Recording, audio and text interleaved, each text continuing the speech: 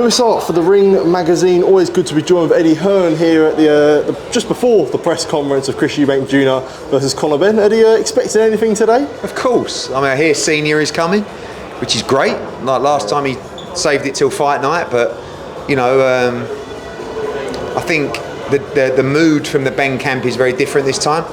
Last time there were a lot of nerves. I mean, there was a hell of a lot of emotion, quite a lot of anger, and as of now, I'll let you know in about 2 hours, but Conor's nice and chilled and looking forward to executing a game plan on Saturday night. Do you sense a different Conor? Like, I know it's so typical totally different. to say. Honestly, like, I had to have a few chats with him at this point last week because it was, you know, it was a big occasion.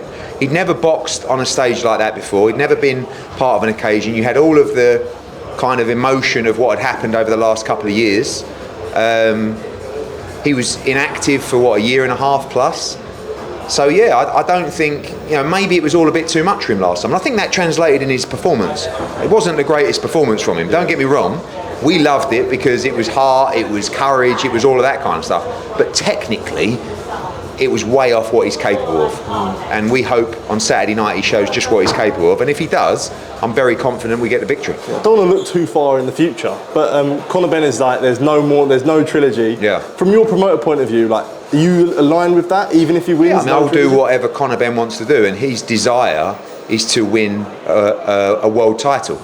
You know, it will be different. This time around, you'll see physically, he's a little bit different to last time. Second fight at 160, just looks fuller in the trunk, his legs look bigger. So going back down to 47 is not going to be easy. He thinks he'll be fine, and I'm sure he'll make it, but, you know, there's no contract for a third fight, but if Conor was to win in a fight of the year contender, it would be difficult not to do the third. But honestly, it's not really on the desired list right now. Conor's excited to get the win and move back down and try and win a world title. I guess when you look at performance-wise, with the way the fight went, you think there's enough time, I guess, from April for Conor to change his style to win the fight on Saturday? I don't think you need to change too much. You just have to box to your capabilities. Like last time, he was winging them in from all over the place. Yeah. It was like, you know, he was going back to the early stages of his career, and I think if he can stay disciplined this time, if he can control the emotion, I think technically he's much better than Eubank. Yeah. But Eubank's got a huge size advantage, so we've got to be even better to win the fight. And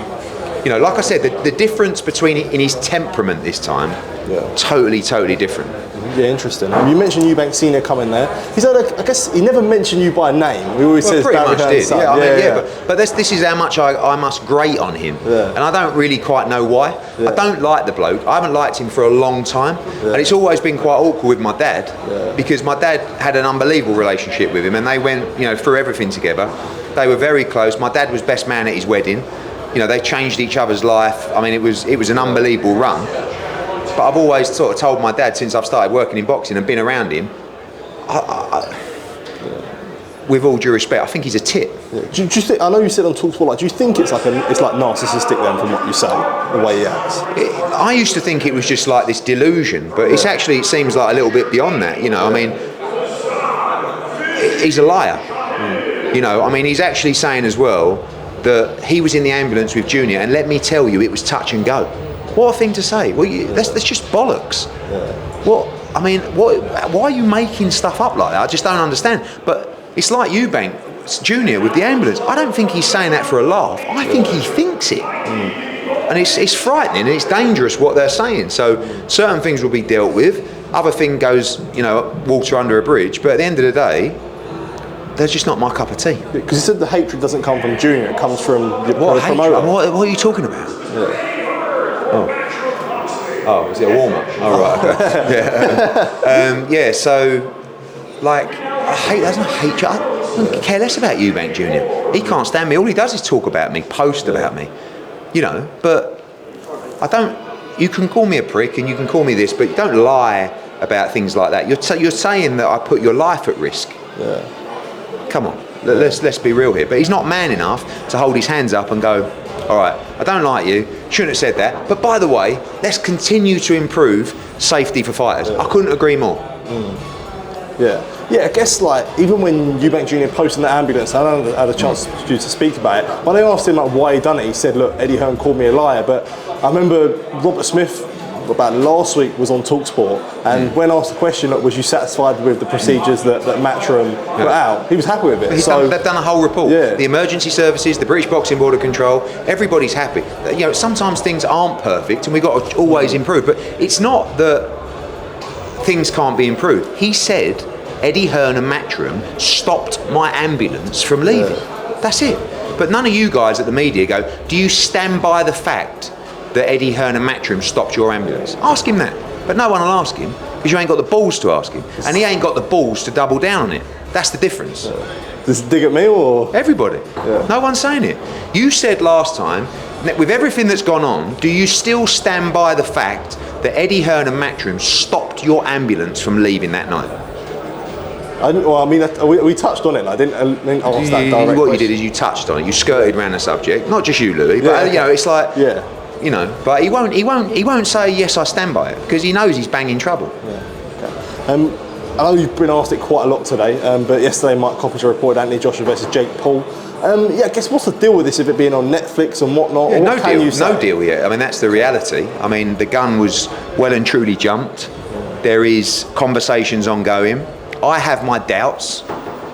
The legitimacy of Jake Paul's desire to fight Anthony Joshua, if I'm honest.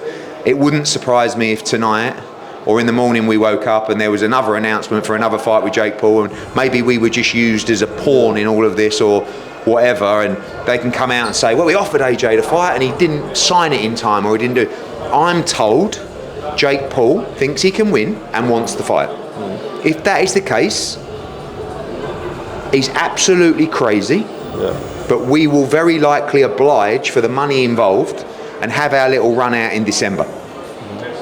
Evaporate him from the boxing world and then go on to our real stuff with Turkey Al Sheikh that we've already got planned for 2026. Would there be like a DAZN step aside for this then? Yeah, I mean, that's one of the things to overcome is AJ's exclusive to DAZN. One of the things DAZN have always been very good at is not standing in the way of an opportunity for a fighter. We saw that with Katie Taylor as well. But this is completely unexpected.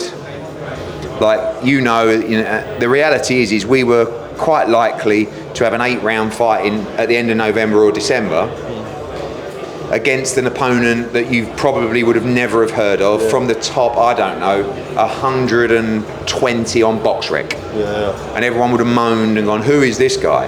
Now that warm-up fight might be against Jake Paul, but just for 50 times the amount of money that he was going to make for that run out. So I think Jake Paul is pretty crazy for considering it, but I think it's very unlikely we would turn down the opportunity if it was real. Is there a working date for that? I know. Is there a working date? Like in no, just December. I mean, again, it's not going to be the 6th or probably the 13th. So I've seen 19th reported, 26th reported, 24th reported. I honestly, I don't know the official date, and I don't know the official venue. We haven't reached that point. But if it's real, I think it will happen. Last three from myself. Vergil Ortiz versus Jaron Ennis. Where are we at with this? I know March 28th was a date reported. Again, no dates, no venues talked about or considered. Firstly, we need the blessing of Team Ortiz to say we have the deal that we talked about in the office with DAZN and negotiated. If not, we'll have to revisit it. But no dates, no venues, just very hopeful that we can find a deal for what I believe is the best fight in American boxing. Well, Rick Merigian come out and said he wanted 10 million.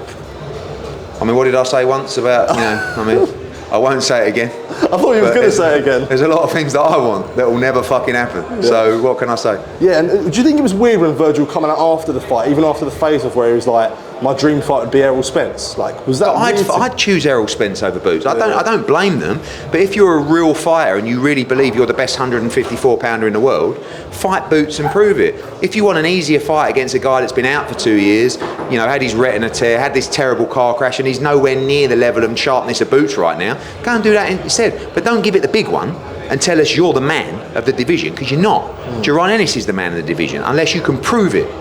So put up or shut up. If you don't want the fight, just let us know. But give fight fans what they want. I know Oscar De La Hoya wants to make great fights. I know Golden Boy. I know DAZN are going to be pushing everybody hard to make this fight. So step up and give the fight fans what we want. Brilliant, Eddie. Appreciate the time. Thank you.